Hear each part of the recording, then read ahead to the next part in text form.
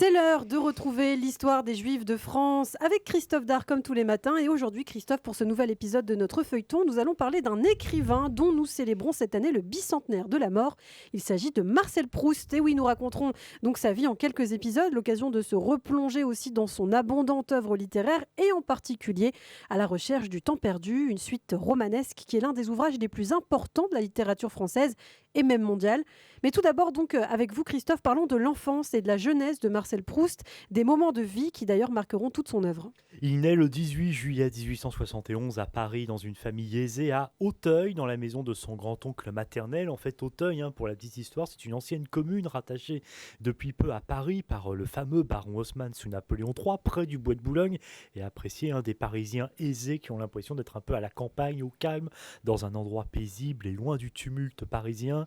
2 ans après sa naissance, la famille va déménager boulevard Malesherbes, dans un grand appartement bourgeois, non loin de là d'ailleurs, où est construite la synagogue de la Victoire, qui sera inaugurée peu de temps après, en 1874. Alors côté maternel, la famille de Marcel Proust est juive mais peu pratiquante. Sa mère, née Jeanne-Clémence Weil, est la fille d'un agent de change d'origine juive alsacienne et la petite nièce de l'avocat Adolphe Crémieux, aussi dont on a parlé, entrée depuis peu au gouvernement de la Défense nationale de la toute jeune Troisième République. Le grand-père de Jeanne-Clémence et donc l'arrière-grand-père de Marcel Baruch avait quitté la ville de Wurtemberg en Alsace au début du siècle pour s'installer à Paris et fonder une entreprise de porcelaine.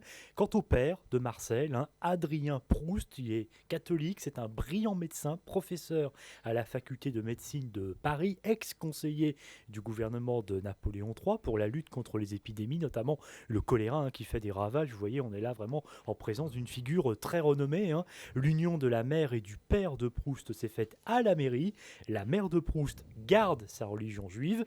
Et Marcel, lui, est baptisé.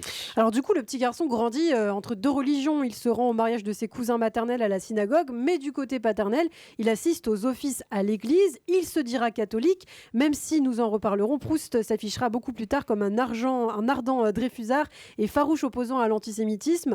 En attendant, en tout cas, la famille de Marcel Proust est inquiète car le petit garçon chétif, qui mange peu, a une santé fragile. Il souffre de violentes crises d'asthme. Et il dira plus tard que cela est dû aux privations dont a souffert sa mère pendant sa grossesse, cette grossesse qui en effet a eu lieu alors que Paris subissait le siège prussien au début de l'année 1871 après la défaite de la France, puis a suivi ensuite ce qu'on a appelé la Commune de Paris et la reprise en main pour le moins sanglante par les Versaillais. C'était fin mai 1871. Or, à cette période, il faut savoir donc que dans cette période vraiment troublée, les Parisiens ont faim avec la mise en place du rationnement, par exemple, manque de farine, donc le pain devient un luxe, manque de sucre également, manque de viande, on est sur du rationnement de viande de cheval, 30 grammes par jour et par personne. Les moins chanceux se retrouvent même à manger des animaux domestiques, parfois même des rongeurs, sans compter évidemment une épidémie de dysenterie qui n'arrange rien. Alors certes, la famille de Marcel Proust est à l'abri, elle a les moyens, elle ne se retrouve pas à subir toutes ces conditions de vie difficiles, mais la grossesse de sa mère n'a probablement pas été simple dans cette période où Paris est en plein trouble. Et donc Marcel a une santé délicate et ce sera le cas d'ailleurs toute sa vie. Le printemps est une saison difficile d'ailleurs pour lui avec les allergies de saison. Alors à 9 ans, il s'en faut de peu pour qu'il meure après une crise survenue au retour d'une promenade au bois de Boulogne. Donc on voit encore là qu'il a la santé très fragile. Pourtant Marcel Proust gardera de beaux souvenirs de son enfance parisienne.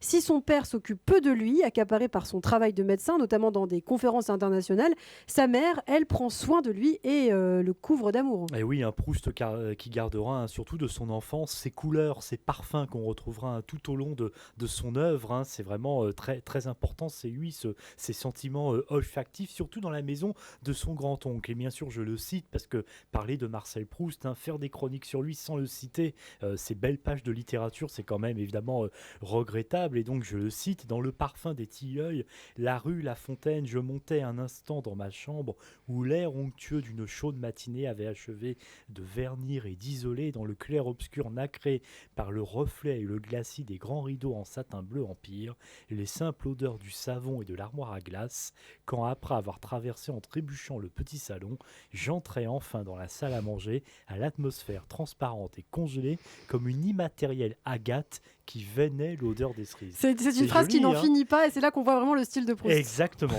c'est du Proust dans le texte. Il faut bien prendre sa respiration pour bien la raconter. La famille de Marcel Proust, qui se rend aussi à Illiers, c'est à 120 km de Paris, dans le Perche, non loin de Chartres, et puis aussi pour les vacances très régulièrement sur la côte normande. Alors même s'il aime la nature et les longues promenades, Marcel Proust est contraint de s'enfermer bien sûr à cause de son asthme. Solitaire dans sa chambre, il trouve refuge dans la lecture. Sa famille est très cultivée d'ailleurs. Sa mère est musicienne, parle plusieurs langues et aime la littérature. Elle fait lire les romans de Dickens et Stevenson à Marseille. C'est des romans d'aventure. La grand-mère de Marcel, une excellente pianiste, raconte des heures durant qu'elle a rencontré chez Adolphe Crémieux, Sand, Lamartine, Victor Hugo. Elle lit Racine, elle lit Molière. Bref, de belles références pour ce petit garçon à la fois gentil et capricieux qui montre très vite de réelles capacités d'écriture. En 1882, il entre au lycée Condorcet, mais sa santé chancelante l'éloigne souvent des cours. Il est surtout doué en français, en grec et en histoire. Il lit les grands auteurs et ses résultats sont brillants. Il obtient même des prix et occupe son temps libre au théâtre. Il ne se préoccupe pas d'y afflamber d'antisémitisme qui frappe alors une partie du pays, notamment avec les écrits d'Édouard Drummond qui se vendent à des milliers d'exemplaires. Il est dans son monde. Il accomplit quand même son service militaire en 1889 à Orléans comme soldat de 2e classe au 76e régiment d'infanterie. Ça se passe plutôt bien. Sa santé fragile lui permet même de bénéficier d'un programme allégé. Alors il a l'instruction militaire des troupes à cheval, il fait de l'escrime, de la gymnastique, il monte à cheval, mais il ne peut pas pratiquer d'activité physique trop violente et du coup le soir, il est assez chanceux, il peut quitter la caserne et se reposer dans une chambre louée non loin de là et puis chaque fin de semaine, il obtient même une permission pour rentrer dans sa famille à Paris. Lorsque son service militaire est achevé, Proust, qui a 19 ans, doit choisir un métier. Son père le voit bien, lui, entrer dans la haute administration, soit dans la diplomatie ou la magistrature. Il entre finalement à la faculté de droit et à l'école libre des sciences politiques, mais le droit, en fait, ne l'intéresse pas. Eh oui, tout à la différence de l'écriture. Il adore l'écriture. Il écrit dans une revue, Le Mensuel. C'est la première revue dans laquelle il écrit, qui ne soit pas destinée à des lycéens. Il fréquente les salons bourgeois. Il dîne avec le sulfureux écrivain irlandais Oscar Wilde. Vous savez, l'auteur à succès à l'époque de pièces de théâtre et du fameux portrait de Dorian Gray. Oscar Wilde, un symbole du dandysme, un peu d'ailleurs comme Proust plus tard, qui hélas finira mal. Vous savez, Wilde a été condamné pour homosexualité, sera emprisonné et finira dans une terrible misère à Paris. D'ailleurs, en parlant d'homosexualité, celle de Proust n'est pas encore établie à cette période. Il se cherche, il faut dire ce qui est. Il aime les femmes, bien qu'il se dit aussi attiré par les hommes. Je vous cite Michel Herman, auteur d'une biographie de Proust. Il est plutôt bel homme, son visage s'est affermi en un ovale régulier, a perdu la nonchalance de l'enfance. Ses grands yeux noirs semblent jeter sur le monde un regard conquérant.